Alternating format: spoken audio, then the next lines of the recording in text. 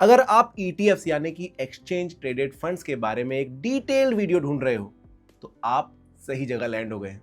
आज के वीडियो में आपको ETF से जुड़ी सारी इंपॉर्टेंट इंफॉर्मेशन मिल जाएगी, जैसे कि ETFs क्या हैं, इनमें कैसे इन्वेस्ट कर सकते हैं, साथ ही हम इनके फीचर्स को देखेंगे और जानेंगे कि इनमें इन्वेस्ट करते समय किन चीजों को ध्यान में रखना जरूरी है। What are ETFs? एकदम सिंपल लैंग्वेज में बोलूं तो ETF एक ऐसा फंड होता है जो स्टॉक एक्सचेंज पर एक स्टॉक की तरह ट्रेड होता है, लेकिन उसके अंदर कई शेयर्स, बॉन्ड्स या एसेट्स का ग्रुप होता है।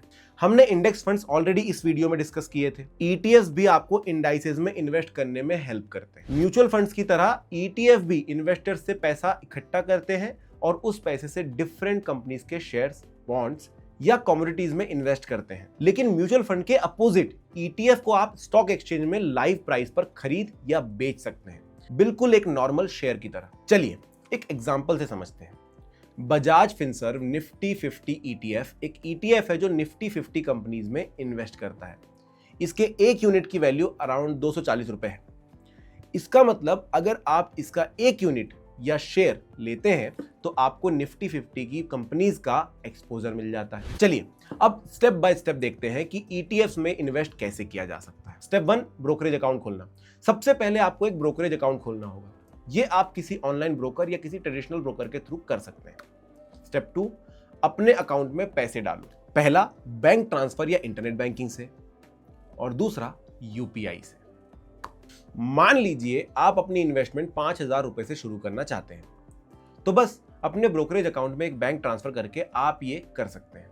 Step 3, research ETFs।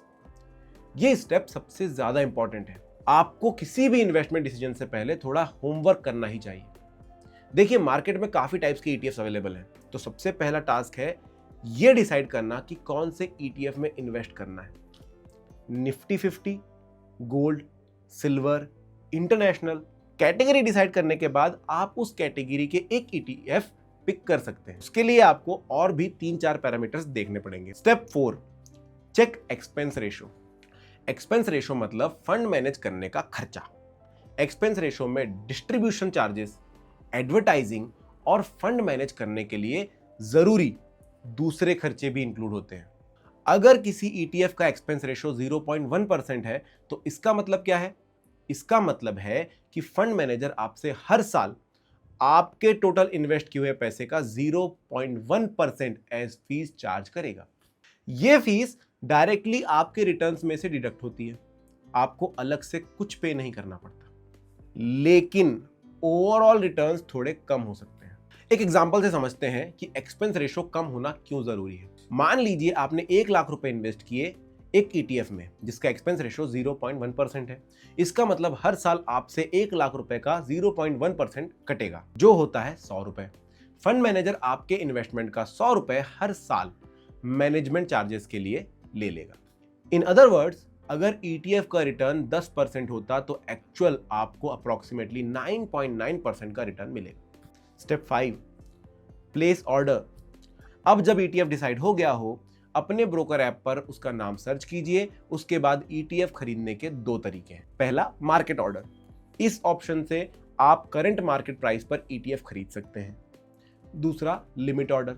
इस ऑप्शन से आप अपनी डिजायर्ड प्राइस सेट कर सकते हैं, जिसमें ETF तब खरीदा जाएगा जब वो आपकी सेट की गई प्राइस पर आ जाए। मान लीजिए आपको एक ETF 58 रुपए में मिल रहा है, लेकिन आप उसे 56 रुपए पर खरीदना चाहते हैं। ऐसे में आप एक लिमिट ऑर्डर सेट कर सकते हैं 56 रुपए पर। जब ETF की प्राइस 56 रुपए तक आएगी तब आपका ऑर्डर ऑटोमेटिकली एग्जीक्यूट हो जाएगा। स्टेप 6, अपने इन्वेस्टमेंट को मॉनिटर करो। इन्वेस्टमेंट के बाद आराम करना गलत हो सकता है। अपना पोर्टफोलियो टाइम टाइम पर चेक करते रहिए। आपको हर रोज अपना पोर्टफोलियो चेक नहीं करना है, पर आइडियली 3 से 6 मंथ में एक बार तो ये करना ही चाहिए। मार्केट ट्रेंड्स के हिसाब से अपने पोर्टफोलियो को रिबैलेंस करें। अपने फाइनेंशियल गोल्स के मुताबिक अपने इन्वेस्टमेंट को एडजस्ट करें। अब ये तो देख लिया कि ETF में इन्वेस्ट कैसे करना है। ETFs के इंपॉर्टेंट फीचर्स भी देख लेते हैं। Features of ETFs। Feature 1, diversification. Diversification के लिए ETFs एक काफी सही ऑप्शन हो सकता है। एक शेयर लेकर ही आपको निफ्टी 50 के केस में 50 कंपनीज का एक्सपोजर मिल जाता है। अगर आपको और शेयर्स लेना हो तो आप मिड कैप या स्मॉल कैप इंडाइसेस के ETF ले सकते हैं। अगर आप डाइवर्सिफिकेशन में और डीपर जाना चाहते हैं तो अलग अलग कैटेगरीज के 2-3 ETFs भी ले सकते हैं। Feature 2, trading like stock. अगर आपको म्यूचुअल फंड्स के कंपैरिजन में डायरेक्ट स्टॉक्स लेना ज्यादा इजी या कंफर्टेबल लगता है तो ETFs आपके लिए एक ऑप्शन हो सकता है।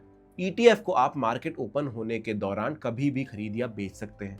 जैसे कि आपको पता होगा, मार्केट सुबह 9:15 बजे से शाम 3:30 बजे तक ओपन होता है। अगर आपको 11 बजे ETF खरीदना हो तो बाय कर लो, और अगर आपको 2 बजे सेल करना हो तो बिना किसी दिक्कत के सेल कर दो। इससे आपको बहुत फ्लेक्सिबिलिटी मिल जाती है। अगर किसी दिन मार्केट कुछ आवर्स के लिए डाउन होता है तो आप ट्रेडिंग विंडो में उसका एडवांटेज ले सकते हैं। नेक्स्ट फीचर काफी इंपॉर्टेंट है, तो फोकस बनाए रखना दोस्तों। Feature 3, low cost. Normal mutual funds में 1 से 2% तक एनुअल चार्जेस लगते हैं, जिसको हम एक्सपेंस रेशो भी बोलते हैं। लेकिन ETF का एक्सपेंस रेशो काफी कम होता है, कभी कभी सिर्फ 0.1 to 0.3%, एंड इनको बाय करने में भी ज्यादा पैसे नहीं लगते। यस, ETF के ऊपर कुछ फीस लगती है जो नॉर्मल शेयर्स में नहीं लगती, पर वो फीस काफी कम होती है। Feature 4, transparency. ETF में आपको रोज पता होता है कि आपका पैसा किस किस स्टॉक में लगा है। अगर आप XYZ 100 ETF लेते हैं तो आप वेबसाइट पे डेली देख सकते हैं कि कितना % पैसा X में लगा है, Y में है, Z में है या A में है।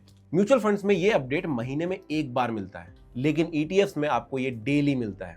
इन शॉर्ट, ETFs में क्लैरिटी काफी अच्छी होती है। आपको हमेशा पता रहता है कि आपका पैसा कहां जा रहा है। अब चलते सबसे इंपॉर्टेंट पॉइंट पर कि ETFs में इन्वेस्ट करते समय आपको किन बातों को ध्यान में रखना है। Things to keep in mind before investing in ETFs। Check tracking error. ETF का काम होता है अपने इंडेक्स जैसे निफ्टी 50, सेंसेक्स को रेप्लिकेट करना, लेकिन कभी कभी ETF के रिटर्न्स और इंडेक्स के रिटर्न्स में हल्का सा फर्क आ जाता है।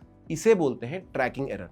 एग्जाम्पल, निफ्टी 50 का रिटर्न 10%, ETF का रिटर्न 9.7%, यानी ट्रैकिंग एरर 0.3%। रूल यह है कि जितना कम ट्रैकिंग एरर होगा ETF उतना बेटर होगा। दूसरा, चेक एक्सपेंस रेशो। ये पॉइंट हम ऑलरेडी डिटेल में कवर कर चुके हैं, तो प्लीज इसको भूलना नहीं, वरना हमारी पूरी मेहनत खराब हो जाएगी। तीसरा, चेक लिक्विडिटी। लिक्विडिटी का मतलब है कि जब आप ETF बेचना चाहो तो तुरंत बायर मिलना चाहिए। हमेशा ऐसे ETFs चुनिए जिनमें डेली बाइंग सेलिंग काफी होती हो, ताकि जब पैसा निकालना हो तो दिक्कत ना आए। हर ETF अलग चीजें ट्रैक करता है, कुछ इंडिया से स्टॉक को, कुछ गोल्ड को, कुछ फॉरेन मार्केट्स को। अपने गोल के हिसाब से ETF चूज करिए, बिना समझे किसी भी ETF में पैसा मत डालिए। अगर आपके ETF से रिलेटेड कोई सवाल है तो अपने क्वेश्चन कमेंट सेक्शन में जरूर डालें, और कोई भी इन्वेस्टमेंट डिसीजन लेने से पहले एक्सपर्ट से सलाह जरूर लें। म्यूचुअल फंड निवेश बाजार के जोखिमों के अधीन है। योजना से जुड़े सभी दस्तावेजों को ध्यान से पढ़ें। Mutual fund investments are subject to market risk. Read all scheme related documents carefully.